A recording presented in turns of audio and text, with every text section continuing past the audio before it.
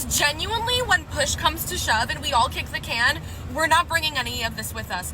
I'm not bringing my car with me to my grave. I'm not bringing this necklace. I'm not bringing this shirt. I'm not bringing my earrings, my Apple Watch, my Meta sunglasses. What are we doing? What are we doing? What the who needs? Okay, I'm sorry. Let me calm down. We don't take any of this with us. We don't take any of it. None of it matters. None of it matters at the end of the day. All of that matters is the people that we have in our support system. Holy, when will people wake the up? This is society is having such a spiritual crisis right now, and I miss when it was simpler, and I miss when it was easier. It's so humiliating having to navigate a society where everyone's necks are broken, looking at their phones, and it's as easy to end a friendship over a text! Over a text! It is that easy to control, delete. That's just not what life is supposed to look like and feel like. It's just wrong. It's just wrong. And it is so important that we all have a little bit more grace and intention and patience and kindness and love and a whole list of things. I'm literally shaking. It is so important to love each other well, because that's literally all we have. That's all we get to keep from this life, is the impression that we made on others and the impression that people have made on us, and the honoring the people whose stories we get to tell, and the people who honor us by telling our stories. That is all we get. And that's honestly already more than we probably deserve as a society. Literally all we need is love. Everything else is overkill. Wow. What can I say? That was some crash out. I'm going to get into it. But while I'm sharing my thoughts, I want you to get in comments and share your thoughts. Remember, please keep it respectful. Let's not crash out in the comments on this young lady the way she just went nuclear and crashed out right here.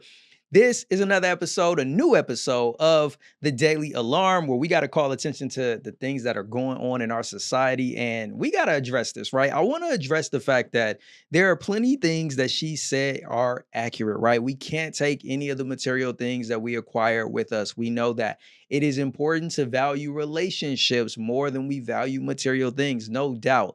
I agree with all of those points that she made, but I think that she was making those points and masking them behind true, real pain if you really listen to what she was saying.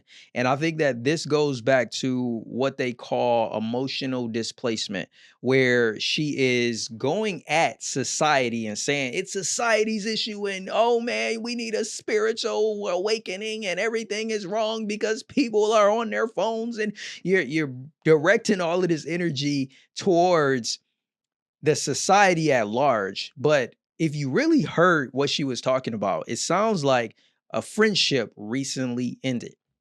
And it seemed like that was the main issue. That's when she started crying. That's when she started shaking. That's when you started to really get that pure emotion and not like the theatrical performance of a crash out in regards to what's going on in society. And I think this is very important because we see people do this quite often where they don't want to directly address their issue and they place their emotions, oftentimes they direct it at another person, and somebody else begins to take the brunt of all of that emotion that they let come pouring out of them because they didn't want to address the real issue. I feel like that's what we can learn from this situation is when you're going through something, if you got to vent, if you got to quote unquote crash out and just take a emotional dump to just let it all out. Do that. But again, let's not do it publicly. Let's not do it on camera. Let's not film that for the world. I feel like, again, this is something that, this Gen Z society has really ran with, which is just letting everybody know everything that's going on with your life.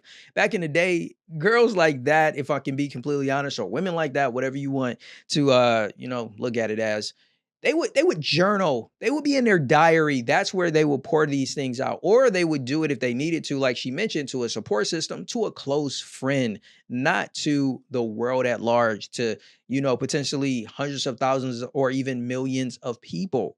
It's just not a safe space, because what happens when you made this decision in an emotional state and then you want to go back and retract it and take it down? Well, at that point you really can't in many cases, because once you post it online, it is out there, it is alive. You don't know who has grabbed it. You don't know, people like myself have put the clip up, we're reacting to it, and even if you want to take it down, right? Like it becomes very difficult, and you may say some things that you regret as a result of reacting instead of responding. So I think it's very important. First and foremost, what we can learn from this is, let's not take emotional dumps in public. I hate to say it like that, but real talk though, we got to stop taking these emotional dumps in public. And I think about it as a content creator, right?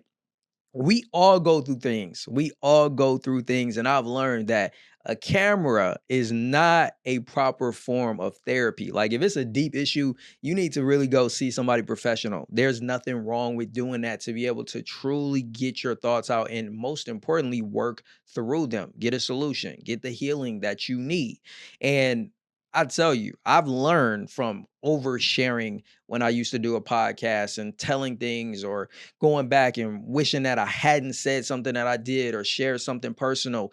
It happens, but you got to learn from that. That doesn't mean that you don't be authentic, you don't be yourself, you don't share what you're going through. But I think you have to be very mindful of, again, taking emotional dumps on camera, because you never know how it can be used against you. You never know whether or not you will regret having spoken those things. So I hope and pray that whatever this young lady was going through, it gets resolved. It sounds like that friendship that appears to have ended over a text message. I do agree with her. I don't think anybody should end a friendship over a text. At least give somebody that courtesy. That's even something that I've experienced though. I've experienced, losing friends, people that you thought were close friends or best friends or good friends, and then, they do something to betray you, or they say something, or they, completely ghost you. Like, this is a real reality that we've all had. I'm not gonna say we all, let me take that back. That some of us have experienced, and it's not fun. You can relate to, being shaking, whether you're sad, you're angry, you're very emotional. But again, going online publicly to do that is not the right place, especially in a society where, let's hope it's a good friend and not some friend that'll take this video and then try to weaponize it against you, right? Like, we have people that do that. We live in a society of gaslighters and narcissists. So you really got to be careful how you move out here. But that's my take. Would love to hear your thoughts. If you haven't already shared them, feel free to do so in the comments. Until next time, I'm Jay. Stay blessed.